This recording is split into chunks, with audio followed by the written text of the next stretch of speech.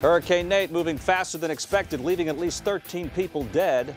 A live look at the storm's path right now. The state of Louisiana bracing for landfall. Good evening, everybody. I'm Ron Trevino. Chief Meteorologist David Paul is here. And Dave, what is the latest on Nate? It's been an interesting day. The storm really accelerated overnight, been moving north at about 25 miles an hour all day. So it's going to make landfall in just the next couple of hours, well ahead of schedule. You see the radar loop of Nate as it just is now grazing the mouth of the Mississippi River, which is right there. So technically it may be just making its first landfall, brushing by the southeast tip of Louisiana. It will make a second one near Biloxi, Mississippi later on this evening, like between 9 and 10 o'clock. And we have our Brett Buffington in Biloxi to give us a live report as the storm gets closer. It's only about 95 miles away from the coast of Mississippi near Biloxi, so about 4 hours from making landfall there. And we think it will make landfall now as a strong Cat 1. It currently has winds sustained at 90 miles an hour, moving north at 23, which is a very fast speed for a hurricane.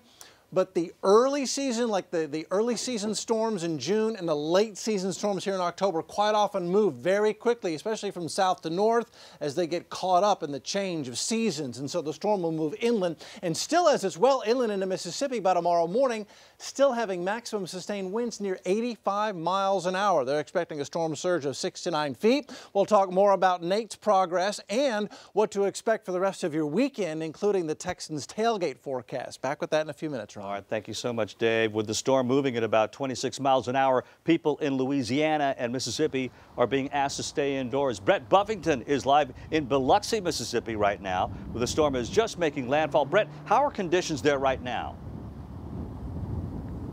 Ron, absolutely not the worst we've seen today, but let me start here with Highway 90. You've told us people have been asked to stay indoors. Here along Highway 90, people have been asked to leave. Along this road, those houses on the other side, those people are under a mandatory evacuation. And here in Biloxi, in the next 30 minutes, a mandatory curfew will go into effect. The police tell us they don't want to see anyone out on the roads. Here's why. They're not concerned about heavy rain.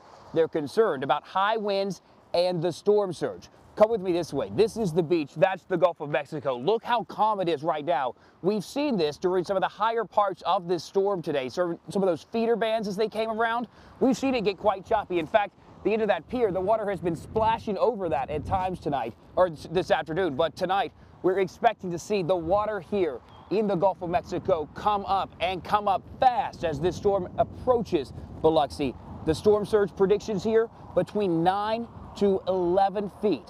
The most dangerous part of that, this storm, Ron, expected to hit after the sun goes down. We're live in Biloxi, Mississippi tonight. Brett Buffington, KHOU 11 News.